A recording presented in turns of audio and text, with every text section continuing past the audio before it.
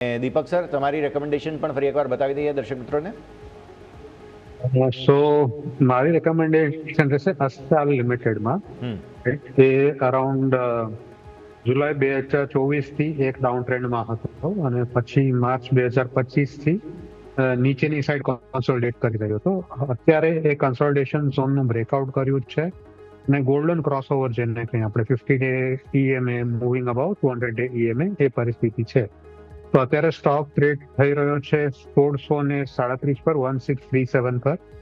અહીંયા એન્ટ્રી આપણે જાણ કરવી, એન્ટ્રી રહેશે 1657 અને 1661 ની વચ્ચે.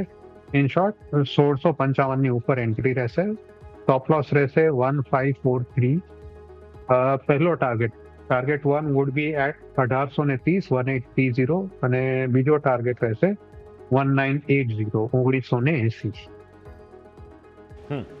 1980 આગળ જતા ટાર્ગેટ્સ બનતા જોવા મળી રહ્યા છે, તો આ તમે ખાસ ધ્યાન પર રાખો.